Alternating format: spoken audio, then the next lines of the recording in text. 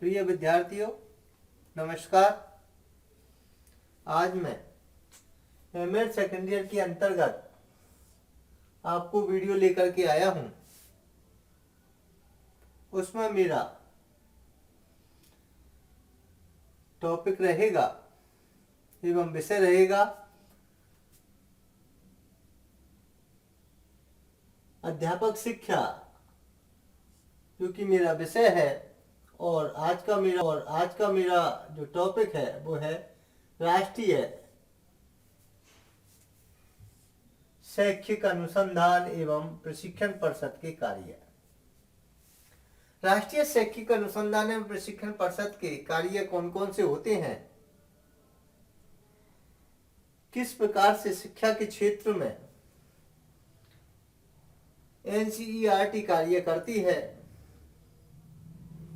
किस प्रकार शिक्षा को वो बढ़ावा देती है और शिक्षा के क्षेत्र में अध्यापकों के लिए शिक्षा कार्यक्रम में किस प्रकार से उपयोगी है। मैंने इससे पहले आपको वीडियो बनाई थी, उसमें मैंने एनसीईआरटी के गठन के बारे में आपको बताया था कि एनसीईआरटी एक स्वायत्त संस्था के रूप में, स्वायत्त शासित संस्था के रूप में कार्य करती थी, लेकिन वर्तमान में ये तकनीकी संस्था के रूप में जानी जाती है।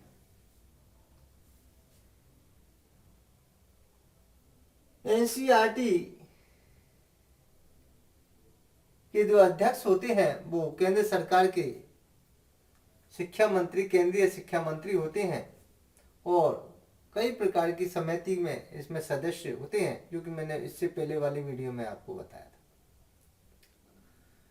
कोटा विश्वविद्यालय कोटा के द्वारा जो सिलेबस निर्धारित किया गया है, उसमें उस विषय वस्तु के अनुसार जो टीचर एजुकेशन का जो सिलेबस है, उसमें मैं नई नई वीडियो लेकर के आपको रोजाना आ रहा हूं। आप मेरी वीडियो को ज्यादा ज्यादा देखने का प्रयास करें,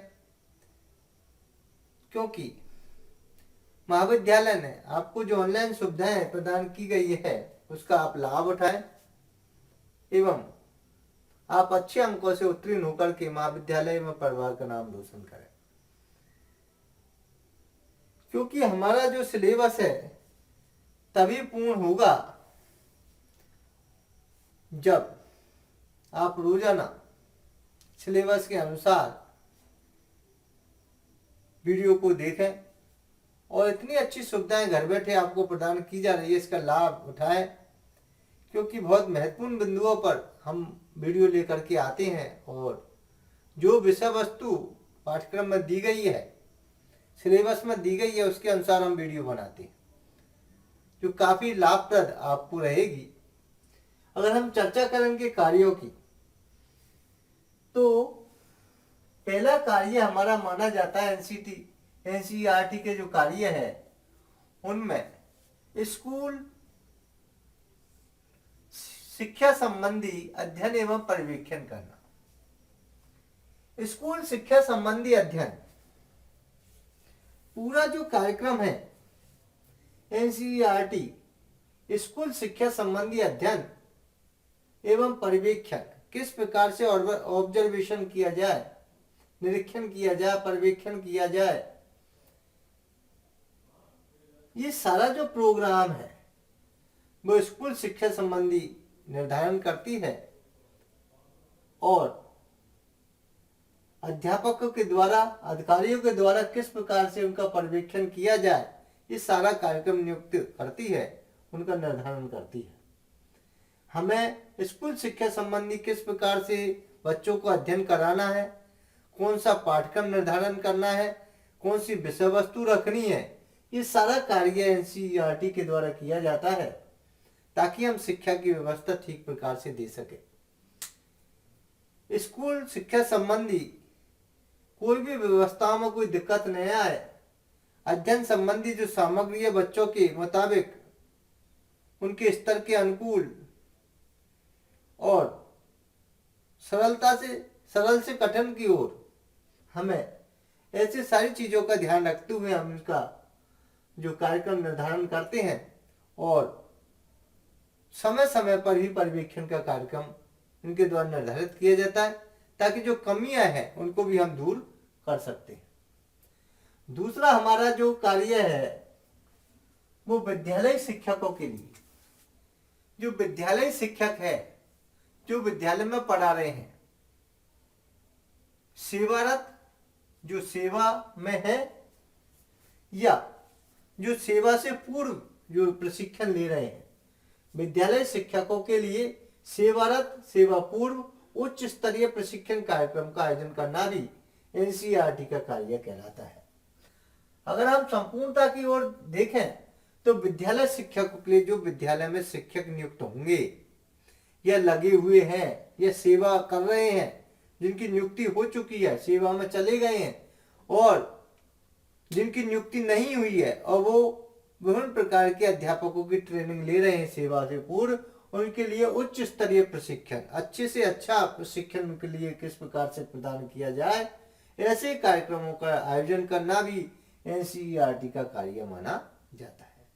कितने दिन का प्रशिक्षण रखा जाए, कितनी अवधि में, फर्स्ट ईयर में कितने दिन का रखा जाए, सेकेंड ईयर में कितने दिन का रखा जाए, और उस प्रशिक्षण में क्या क्या चीजें उनको बताई जाए, ये सारा कुछ निर्धारण, सारा कुछ प्रोग्राम का निर्धारण भी एनसीईआरटी के कार्यों के अंतर्गत आता है, जो कि विद्यालय शिक्षकों के लिए बहुत ही उपयोगी कारगर सिद्ध होते।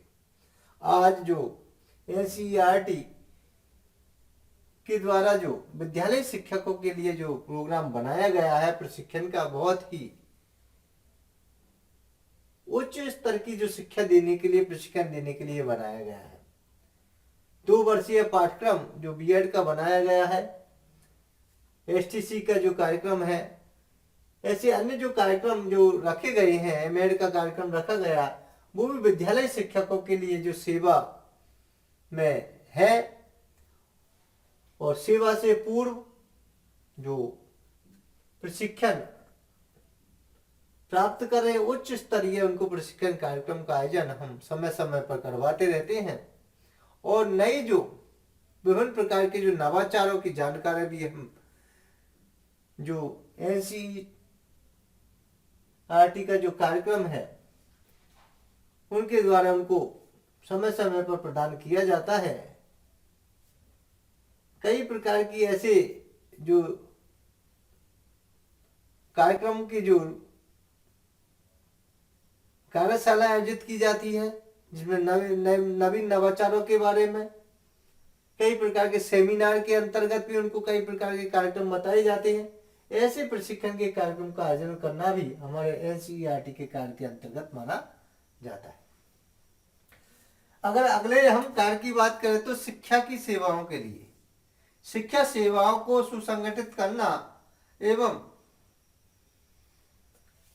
शिक्षा की जो हमारी जो कार्य है या सेवा है शिक्षा के लिए, शिक्षकों के लिए या शिक्षा में जो बढ़ोतरी के लिए, उसको सुसंगठित कैसे किया जाए, उसको कैसे व्यवस्थित किया जाए, शिक्षा के कार्यक्रम का जो हम निर्धारण कर रहे हैं, आयोजन कर रहे हैं, उसको किस प्रकार से गति प्रदान करें, उनको किस प्रकार से सुसंगठित करें, ये सारा जो कार्य है वो एनसीईआरटी का कहलाता है। इसलिए हम शिक्षा की अच्छी से अच्छी व्यवस्था देने के लिए हम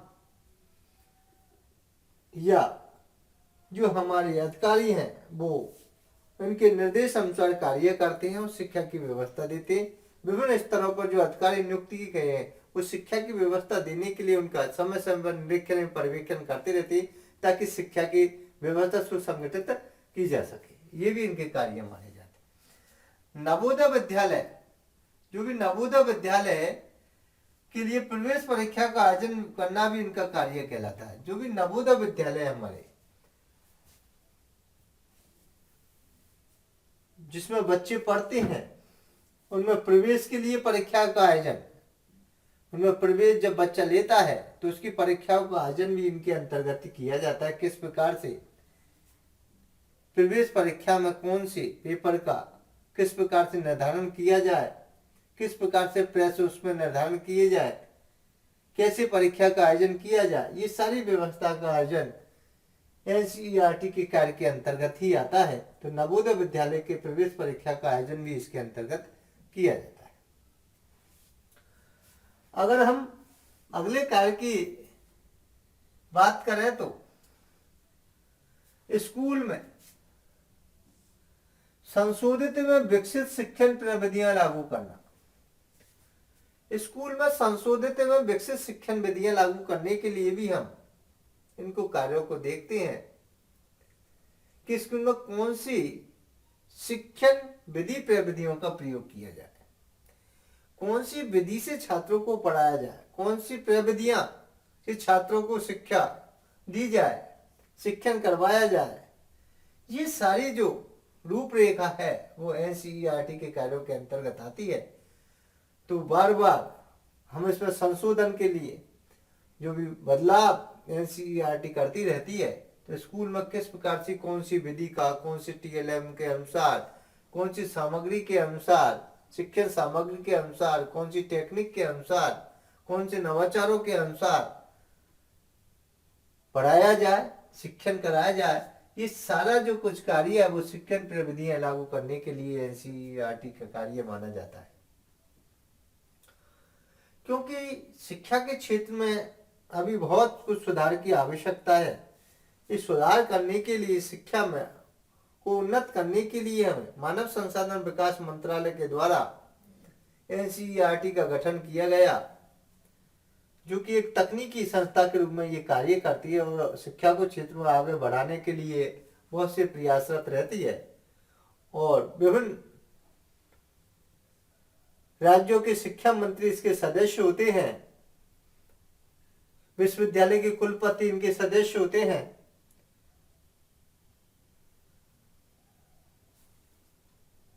सरकार द्वारा नियुक्त इसमें अध्यापक भी सदस्य होते हैं। विभिन्न प्रकार के प्रशासनिक जो निर्देशक है, सहायक निर्देशक है, सचिव है, इनके सदस्य होते हैं, जो सारा प्रशासनिक ढांचा वो देखते हैं। तो इनके अनुरूप ही सारा कार्य संचालन किया जाता है। इसलिए स्कूल में संशोधित एवं विकसित शिक्षण प्रविधियां लागू करना भी उनका दायित्व हो जाता है कि स्कूल में शिक्षा की व्यवस्था बच्चों को अच्छी मिले, अच्छी शिक्षा या शिक्षण का कार्य चले। इस संपूर्ण जो कार्य इनका माना जाता है। अगला है शिक्षक निर्देशिका। शिक्षकों के लिए जो निर्देशिका पुस्तिका होती है, शिक्षक निर्देशिका पुस्तिका को पढ़ते हैं तो उसमें एनसीईआरटी के द्वारा ही उसका निर्माण किया जाता है, उनके अनुसार निर्देश दिए जाते हैं। तो शिक्षकों के निर्देश का जो पुस्तिका है उनका जो कार्य है भी उनके अंतर्गत ही निकालना, प्रेषित करना एवं कई प्रकार के जो एजुकेशनल जो निर्देश का उनके द्वारा निकाली जाती है, ताकि शिक्षकों को नए नवाचारों के बारे में, नई निर्देशों के बारे में जानकारी मिल सके। तो ये भी कार्य एनसीईआरटी का माना जाता है। शिक्षक निर्देश का भी इनके द्वारा निकाली जाती है। छात्रों के लिए अभ्यास पुस्तिका और छात्रों के लिए अभ्यास पुस्तिका। जो भी स्कूल में छात्र या प्रशिक्षण में छात्र छात्राएं पढ़ रहे हैं, प्राप्त कर रहे हैं, उनके लिए अभ्यास पुस्तिका भी हमारे लिए बनाई जाती है। किस प्रकार से ठीक तरीके से सरलता को लेते हुए सरल तरीके से किस प्रकार से सीख सके, ऐसी अभ्यास पुस्तिकाओं का निर्माण में इनके द्वारा किए जाते हैं, के कार्यों के अंतर्गत आता है, ताकि छात्र इन पुस्तिकाओं को पढ़ करके ठीक प्रकार से अध्ययन कर सके। प्रयोगशाला सामग्री और प्रयोगशाला सामग्री किस प्रकार की बनाई जाए, किस प्रकार प्रयोगशाला की सामग्री होनी चाहिए, पाठ्यक्रम के अनुसार जो हमारे विषय वस्तु उन्होंने निर्धारित किए, उसमें वो प्रयोगशाला संबंधी जो कार्य है वो ठीक प्रकार से आयोजन करवाने के लिए कौन कौन सी सामग्री उसमें रखी जाए, इस सारा कार्य भी इसके अंतर्गत माना जाए। ये भी है विभिन्न सिलेबसों के अनुसार। शिक्षण सामग्री, शिक्षण सामग्री तथा मानचित्र तैयार करना भी इनका कार्य माना जाता है। शिक्षण सामग्री में कई प्रकार से हम शिक्षण सामग्री का निर्माण करें और शिक्षण सामग्री का निर्माण करते हुए छात्रों को शिक्षण सामग्री से हम पढ़ाएंगे तो उनका अध्ययन ठीक प्रकार से वो स्थायी ज्ञान उनको होगा। इसलिए हमें शिक्षण सामग्री का निर्माण भी एनसीईआरटी के कार्यों के अंतर्गत माना जाता है। हम उचित तरीके की शिक्षण सामग्री का निर्माण करने के लिए अध्यापकों को विभिन्न प्रकार के निर्देश दिए जाते हैं। टीएलएम कार्यक्रम के अंतर्गत वो छात्रों को पढ़ाएं, शिक्षण सामग्री बना करके ले जाएं और छात्रों को स्थायी ज्ञान प्रदान करें। ये सारा कार्य भी एनसीईआरटी के कार्यों के अंतर्गत आता है कि वो स्थायी ज्ञान देने के लिए बच्चों को उस सामग्री से